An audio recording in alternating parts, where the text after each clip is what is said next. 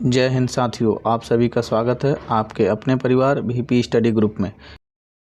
Transformer को आपको point two point आपको डिस्कस कर रहे हैं। जैसे कि आप सभी ने देखा होगा, इससे पहले वाले वीडियो में हमने ट्रांसफार्मर से इंट्रोडक्शन से जो रिलेटेड जो भी क्वेश्चन आपको बन सकते हैं, जो भी इंपॉर्टेंट पॉइंट है जिनको हमने आपको डिस्कस किया था, उसी हिसाब से इस वीडियो के अंदर हम आपको ट्रांसफार्मर की वर्किंग प्रिंसिपल से जो भी इंपॉर्टेंट पॉइंट जो क्वेश्चन आ सकते हैं आपके आगामी एग्जाम के अंदर, उनको हम आपको डिस्कस करने वाले हैं। इस ठीक है, पहला पॉइंट आपका क्या कह रहा है, transformer work on the principle of, transformer किस प्रिंसिपल पे आपका काम करता है। ये तो आपको हर एक बेसिक बच्चे को याद होगा, Faraday law of electromagnetic induction की प्रिंसिपल पे आपका काम करता है, Faraday's law of electromagnetic induction. ठीक है, और दूसरा पॉइंट क्या है आपका, which principle make the instrument transformer working. आपका देखो ये क्या है, आपका लॉ है और आपका किस प्रिंसिपल पे काम करता है, तब आपको बताना है। म्यूचुअल इंडक्शन प्रिंसिपल पे आपका ट्रांसफार्मर वर्क करता है। Mutual induction principal make the instrument transformer working. ठीक है, ट्रांसफार्मर की वर्किंग जो होती है वो म्यूचुअल इंडक्शन के सिद्धांत पे होती है। और जो फेराडे जो ट्रांसफार्मर का प्रिंसिपल क्या है आपका, ट्रांसफार्मर का वर्किंग प्रिंसिपल किसने दिया था, वो क्या है आपका, Faraday law of electromagnetic induction के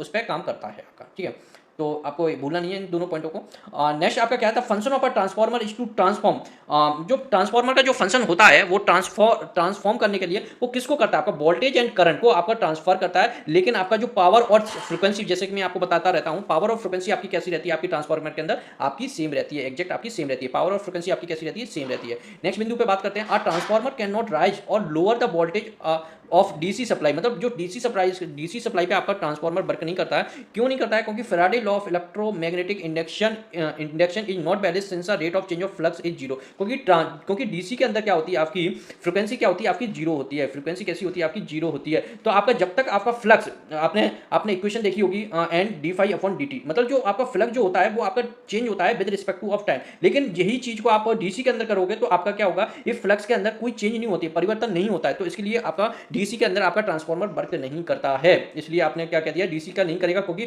फेराडे का जो लॉ होता है इलेक्ट्रोमैग्नेटिक इंडक्शन का, वैलिड नहीं होता है since the rate of change of flux is zero. उसकी जो रेट ऑफ फ्लक्स चेंज होगी वो कैसी रहेगी, जीरो जीरो। लेकिन आपका ट्रांसफार्मर का मेन प्रिंसिपल क्या है, आपका जो फाई होता है वो आपका चेंज होना चाहिए विद रिस्पेक्ट टू टाइम। ठीक है, तो चलिए बात करते हैं नेक्स्ट बिंदु पे।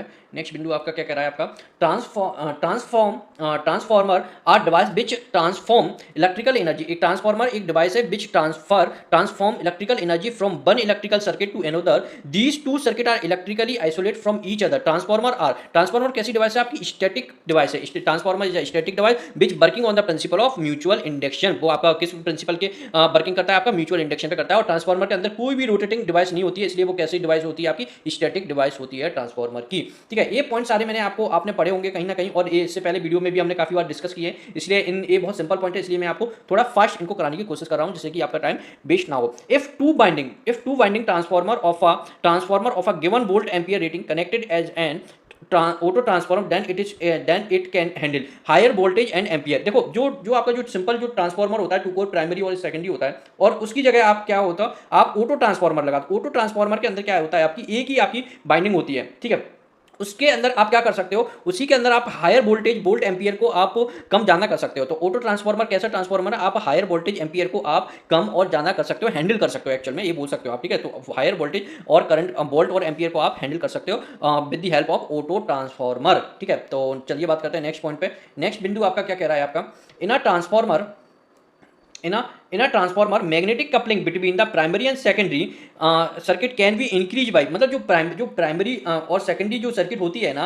इसको आप मैग्नेटिकली होती है, इसको आप और इंक्रीज कैसे कर सकते हो। उसका जो जो एक कोर होती है ना, एक कोर का जो रिलेक्टेंस होता है उसको आप कम से कम कर दोगे तो और इसकी कपलिंग कैसी हो जाएगी, और अच्छी और बेहतर हो जाएगी। तो आपको क्या करना पड़ेगा, using the magnetic core of low reluctance. जो आपकी जो कोर होती है ना, उसको ऐसे डिजाइन करना है कि उसकी जो रिलेक्टेंस होना, उसका जो मतलब मटेरियल ऐसा यूज करना, उसकी रिलेक्टेंस को आप कम से कम कर सको। तो आपका क्या हो जाएगी, इनके अंदर जो कपलिंग होगी, जो प्राइमरी और सेकेंडरी जो बाइंडिंग के अंदर क्या होगी, और अच्छी हो जाएगी। इसके अंदर जो फ्लक्स जो आपका जनरेट होगा वो भी आपका बहुत अच्छे से हो पाएगा। तो इसका क्या करेंगे, आपका using magnetic core of low reluctance, आपको कोर को लो रिलेक्टेंस का आपको बनाना पड़ेगा। ठीक है, two winding of a transformer are design as, मतलब दो दो बाइंडिंग होती है आपकी ट्रांसफार्मर की, वो डिजाइन किस हिसाब से की जाती है। देखो दो बाइंडिंग आपकी होती है ट्रांसफार्मर की, एक ये हो गई प्राइमरी, ये आपकी सेकेंडरी हो गई। तो आपकी जो प्राइमरी और सेकेंडरी जो होती है ना, आपकी high voltage and low voltage binding होती है। आप जिसके अंदर जो नंबर ऑफ टर्न्स ज्यादा होंगे वो आपकी कैसी होगी, हाई वोल्टेज। जिसके अंदर लो नंबर ऑफ टर्न्स होंगे वो कैसी होगी, आपकी लो वोल्टेज बाइंडिंग। तो यही आपका बताने की कोशिश कर रहा है। टू बाइंडिंग होती है वो कैसी होती है, एक बाइंडिंग आपकी हाई वोल्टेज होगी, एक आपकी लो वोल्टेज बाइंडिंग होगी। और वो डिपेंड कौन सी करेगा, हाई वोल्टेज कौन सी है, वो आपके नंबर ऑफ टर्न्स से आपको पता चलेगा ये कौन सी बाइंडिंग है आपकी। ठीक है,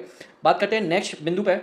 the primary and secondary winding of a transformer are, जो प्राइमरी और सेकेंडरी जो बाइंडिंग होती है ट्रांसफॉर्मर की, वो कैसे कनेक्टेड होती है, ये आपकी प्राइमरी होगी, ये सेकेंडरी। आपके अंदर आपने देखा होगा इन दोनों बाइंडिंग कोई भी आपकी फिजिकली मतलब इलेक्ट्रिकली कोई भी कनेक्टेड नहीं रहती है, ठीक है, ये आपकी मैग्नेटिकली कनेक्टेड रहती है, उसी को आप क्या कहते हो, आप इंडक्टिवली कनेक्टेड रहती है, ये दोनों बाइंडिंग कैसी रहती है, इंडक्टिवली। और आपको एक और मैं आपको पॉइंट बता दूं, जो ऑटो ट्रांसफॉर्मर होता है ना, आपको ऑटो ट्रांसफॉर्मर होता है, उसकी बाइंडिंग आपकी इंडक्टिबिलिटी और कंडक्टिबिलिटी दोनों ही कनेक्टेड होती है, ठीक है। ये क्वेश्चन आपका बहुत पूछा जाता है एग्जाम के अंदर, आपकी जो ऑटो ट्रांसफॉर्मर की जो बाइंडिंग होती है इंडक्टिवली और कंडक्टिवली दोनों ही आपकी लिंक्ड होती है, दोनों से ही आपकी लिंक होती है। लेकिन इस वाले जो ट्रांसफॉर्मर होते हैं ना, तो इसमें क्या होता है, आपका सिर्फ इंडक्टिवली आपकी कनेक्टेड रहती है बाइंडिंग, ठीक है। इसके अंदर जो धारा जो होती है ना, वो आपके म्यूचुअल फ्लक्स के थ्रू आपकी आपकी इधर से उधर जाती है, म्यूचुअल फ्लक्स, उसी प्रिंसिपल को तो कहते हैं अपन म्यूचुअल फ्लक्स, म्यूचुअल इंडक्शन, जो इसको बोल रहे हो ना म्यूचुअल इंडक्शन। इन दोनों के अंदर कैसा इंडक्शन है, म्यूचुअल इंडक्शन, इस कॉइल के थ्रू भी होता है और इस कॉइल के भी थ्रू होता है, उसी को कहते हैं म्यूचुअल इंडक्शन, ठीक है।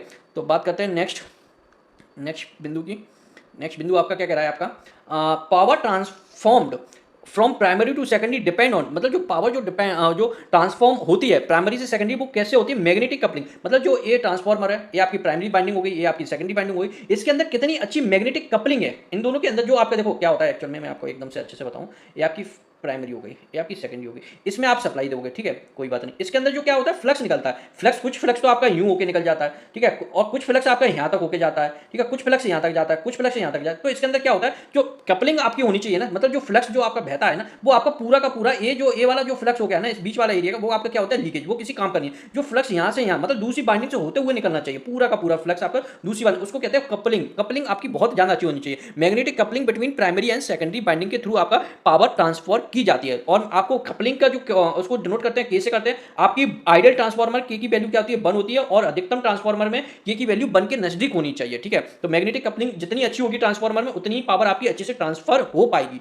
ठीक है, दूसरी आपकी बाइंडिंग के अंदर, ठीक है। नेक्स्ट बिंदु पे बात करते हैं, the mutual flux in a loaded transformer can be varied by, आपकी जो म्यूचुअल फ्लक्स होता है ना in loaded transformer can be varied, वो किससे आपकी बेरिड कर सकते हैं। देखो ये आपको जो दिया है ना, ये रियलिस्टिक में ऐसा करना पॉसिबल नहीं है। Reluctance of the magnetic path, reluctance जो होता है, जो एक बार ट्रांसफॉर्मर की जो कोर बन गई, उसको आप चेंज तो कर नहीं सकते चलते हुए में, कैसे करोगे बताओ। तो इसका रिलेक्टेंस जो होता है ना, वो एक बार डिजाइन हो गया तो वो वही का वही रहेगा, ठीक है, इसको चेंज नहीं कर सकते। लेकिन इसमें दे दिया है ऐसा मतलब एक कर सकते हैं, लेकिन ऐसा प्रैक्टिकली पॉसिबल नहीं है, क्योंकि जो एक बार ट्रांसफॉर्मर आपका डिजाइन हो गया कंपनी के अंदर, आप उसके अंदर फिर कोई भी छेड़खानी नहीं कर सकते हो, ठीक है। तो आप इसकी म्यूचुअल फ्लक्स की आप वेरी कैसे कर सकते हो, आप reluctance of the magnetic path, मतलब मैग्नेटिक पाथ का आप रिलेक्टेंस कम ज्यादा करके आप कर सकते हो, ठीक है। तो चलिए बात करते हैं नेक्स्ट बिंदु पे।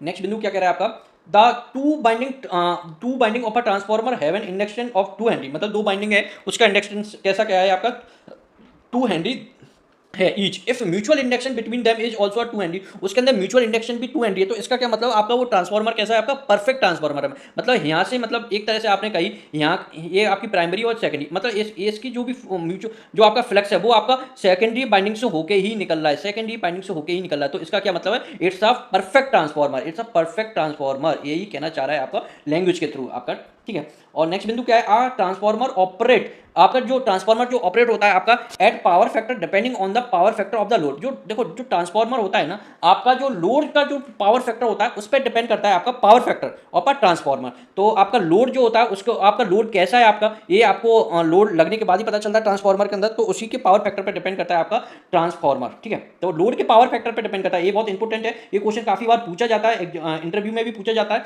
कि आपका ट्रांसफॉर्मर का जो पावर फैक्टर होता है वो किस पे डिपेंड करता है, वो लोड के पावर फैक्टर पे डिपेंड करता है। देखो इसमें लिखा हुआ है power factor depending on the power factor of the load, जो लोड का जो पावर फैक्टर होता है उसके पावर फैक्टर पे डिपेंड करता है ट्रांसफॉर्मर, ठीक है। तो इस वीडियो में सारे के सारे पॉइंट कवर हो गए। अब नेक्स्ट टाइप आपका आता है टाइप ऑफ ट्रांसफॉर्मर, इसको हम नेक्स्ट वीडियो में कवर करेंगे, ठीक है। तो होप्स तो आपको अगर मेरे वीडियो पसंद आ रहे हैं तो प्लीज़ आप मेरे वीडियो को लाइक करें और ज़्यादा से ज़्यादा आप शेयर करें और मेरे चैनल को इसको सब्सक्राइब कर लें। और आपको जो भी सजेशन देने हैं वीडियो से रिलेटेड, जो भी हमारे वीडियो के कंटेंट में आपको जो भी कमियां लग रही हैं, तो आप हमें हमारी कमियां आप कमेंट के सेक्शन के थ्रू आप हमें बता सकते हैं, और जिससे कि हम और आगे वीडियो में हम उसको बेहतर कर सकें और इंप्रूव कर सकें अपने आप को, ठीक है। तो मिलते हैं नेक्स्ट वीडियो में। Thank you, have a nice day.